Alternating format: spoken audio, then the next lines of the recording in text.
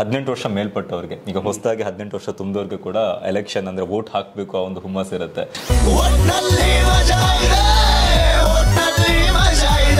ಇವಾಗ ಒಂದು ಮಾಡರ್ನೈಸ್ಡ್ ಇದ್ರಾಗಿ ನಾನು ನೋಡ್ತಾ ಇದ್ದೀನಿ ಇಲ್ಲಿ ಎಂಬ್ಲೆಮ್ ಅಲ್ಲಿ ವೋಟ್ ಹೆಲ್ಪ್ ಲೈನ್ ಆಪ್ ಕೂಡ ಬಂದಿದೆ. ಸೊ ರಿಜಿಸ್ಟರ್ ಮಾಡ್ಕೊಳ್ಳೋರಿಗೆ ಏನೆಲ್ಲ ಆಪ್ಷನ್ಸ್ ಇದೆ ಇವಾಗ ರಿಜಿಸ್ಟರ್ ಮಾಡ್ಕೊಳ್ಳೋದಕ್ಕೆ? ಈಗ ವೋಟರ್ ಹೆಲ್ಪ್ ಲೈನ್ ಆ್ಯಪ್ ಅಂದು ಒಂದು ಆ್ಯಪ್ ಇದೆ. ಅದನ್ನು ನಾವು ಗೂಗಲ್ ಪ್ಲೇ ಸ್ಟೋರ್ ಅಥವಾ ಇದು iOS ಪ್ಲೇ ಸ್ಟೋರಿಂದ ಆ್ಯಪಲ್ ಆ್ಯಪ್ ಸ್ಟೋರಿಂದ ಕೂಡ ನಾವು ಡೌನ್ಲೋಡ್ ಮಾಡ್ಕೊಳ್ಬೋದು. ಸೊ ಅದರಲ್ಲಿ ರಿಜಿಸ್ಟರ್ ಮಾಡಬೇಕಾದ್ರೆ ಫಾರ್ಮ್ 6 ಎಂದು ಒಂದು ಅಪ್ಲಿಕೇಶನ್ ಇದೆ. ಅದರಲ್ಲಿ ಏನಿಲ್ಲ, ಫಾರ್ಮ್ ತುಂಬಬೇಕು, ಪ್ಲಸ್ ಒಂದು ಫೋಟೋ ಬೇಕು, ಪ್ಲಸ್ ಒಂದು ಅಡ್ರೆಸ್ ಪ್ರೂಫ್ ಬೇಕು, ಅಷ್ಟೇ ಬೇಕು. ಇಷ್ಟು ಇದ್ದರೆ ಸಾಕು, ಅವರು ಯಾರು ಬೇಕಾದ್ರೂ ಅಪ್ಲೈ ಮಾಡ್ಬೋದು. ಅಪ್ಲೈ ಮಾಡಿದ ಮೇಲೆ ನಮ್ಮ booth level officers BLOs, booth ಮಟ್ಟದ ಅಧಿಕಾರಿಗಳು ಮನೆಗೆ ಬರ್ತಾರೆ, ಬಂದು ವೆರಿಫೈ ಮಾಡ್ತಾರೆ ಅವರ ಪ್ಲೇಸ್ನಲ್ಲಿ ವಾಸವಿದಾರ ಇಲ್ವಾ, ಇದೆಲ್ಲ ಚೆಕ್ ಮಾಡಿದ ಮೇಲೆ they get these people enrolled, applicant enrolled in the electoral roll, immediately enrol ಮಾಡ್ತಾರೆ.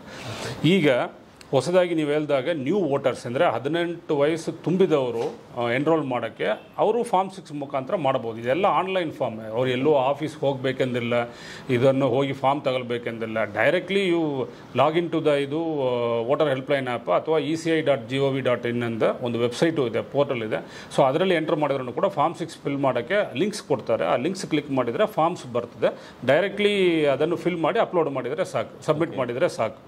ಪ್ಲಸ್ ಇದಲ್ಲದೆ ಬೇರೆ ಕಡೆಯಿಂದ ಈಗ ಬೇರೆ ಪ್ಲೇಸ್ನಲ್ಲಿದ್ದಾರೆ, ಅಡ್ರೆಸ್ ಚೇಂಜ್ ಆಯಿತು, ಮತ್ತು ಅವ್ರು ಅಲ್ಲಿಂದ ಇಲ್ಲಿ ಶಿಫ್ಟ್ ಮಾಡಬೇಕಂದ್ರೂ ಕೂಡ ಫಾರ್ಮ್ 8 ಎಂದು ಒಂದು ಫಾರ್ಮ್ ಇದೆ. ಸೊ ಆ ಫಾರ್ಮ್ ಮುಖಾಂತರ ಅವರು ಇದನ್ನು ತುಂಬಿ ಕೊಟ್ಟರೆ ಅದನ್ನು ಇಮಿಡಿಯೇಟ್ಲಿ ಅದನ್ನು ವೆರಿಫೈ ಮಾಡಿ ಹೊಸ ಅಡ್ರೆಸ್ನಲ್ಲಿ ಯಾವುದೋ ಒಂದು ಅಡ್ರೆಸ್ ಪ್ರೂಫ್ ಬೇಕು. ಈಗ ಮನೆ ಅಲ್ಲಿಂದ ಇಲ್ಲಿ ಚೇಂಜ್ ಮಾಡಿದ್ದಾರೆ ಅಂದರೆ ಅವ್ರ ಸ್ವಂತ ಮನೆ ಇದ್ದರೆ ಅವ್ರ ಹೆಸರಿನಲ್ಲೇ ಮನೆ ರಿಜಿಸ್ಟರ್ ಆಗಿರ್ತದೆ. ಸೊ ಆ ಡಾಕ್ಯುಮೆಂಟ್ ಇರ್ತದೆ. ಅದಿಲ್ಲ ಬಾಡಿಗೆ ಮನೆ ಅಂದರೆ ಅಟ್ಲೀಸ್ಟ್ ಒಂದು ರೆಂಟಲ್ ಅಗ್ರಿಮೆಂಟ್ ಮಾಡ್ಕೊಂಡಿರ್ತಾರೆ ಬಾಡಿಗೆ ಮನೆ ಹೌಸ್ ಓನರ್ ಜೊತೆ, ಆ ಅಗ್ರಿಮೆಂಟ್ ತೋರಿಸಿದ್ರೆ ಸಾಕು.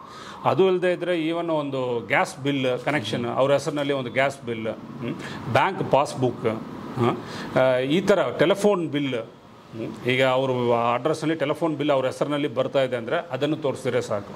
ಇದೆಲ್ಲ ಇದ್ದರೆ ಅವರು ಆಯಿತು ಈ ಹೊಸ ಪ್ಲೇಸ್ನಲ್ಲಿ ಅವರು ಈಗಾಗಲೇ ಅವರು ವಾಸವಿದ್ದಾರೆ ಎಂದು ಅರ್ಥ ಆಗ್ತದೆ. ಅವರು they can change their voter ID from one place to another place. ಈಗ ಬೇರೆ ಕಡೆ ಇದ್ದು ಎಲ್ಲಿ ಬೇಕಾದ್ರೂ ಮಾಡ್ಬೋದು.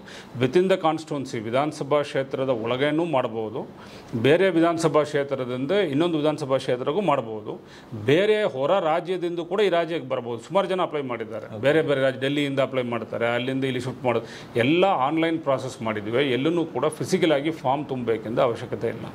ಮತ್ತು ಈಗ ಹೊಸದಾಗಿ ನೋಂದಣಿ ಮಾಡೋರು 18 ಇಯರ್ಸ್ ತುಂಬಿದವರು ಈಗ 4 ಕ್ವಾಲಿಫೈಯಿಂಗ್ ಡೇಟ್ ಕೊಟ್ಟಿದ್ದಾರೆ ಎಲೆಕ್ಷನ್ ಕಮಿಷನ್ ಅಂತಾರೆ. ಅಂದರೆ 1 ಜನವರಿ ಪ್ರತಿ ವರ್ಷ, 1ನೇ ತಾರೀಕು ಜನವರಿ, 1 ಏಪ್ರಿಲ್, 1 ಜೂಲೈ ಮತ್ತು 1 ಅಕ್ಟೋಬರ್.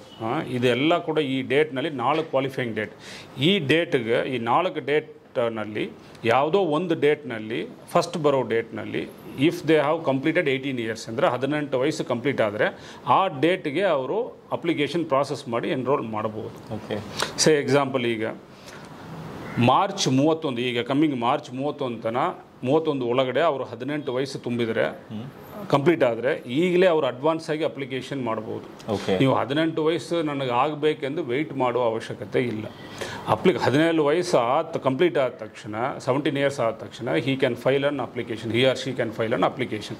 ಬಟ್ ಆ ಅಪ್ಲಿಕೇಶನ್ ಪ್ರಾಸೆಸ್ ಆಗಲ್ಲ. ಅವರು 18 ವಯಸ್ಸು ಕಂಪ್ಲೀಟ್ ಆಗುತ್ತಾನೋ ಅಪ್ಲಿಕೇಶನ್ ಸಿಸ್ಟಮ್ನಲ್ಲೇ ಇರ್ತದೆ, ಸರ್ವರ್ನಲ್ಲಿ. 18 ವಯಸ್ಸು ಆದ ತಕ್ಷಣ ಇಮಿಡಿಯೇಟ್ಲಿ ಅದನ್ನು ಪ್ರಾಸೆಸ್ ಮಾಡಿ ಅದನ್ನು ಎನ್ರೋಲ್ ಮಾಡ್ತಾರೆ.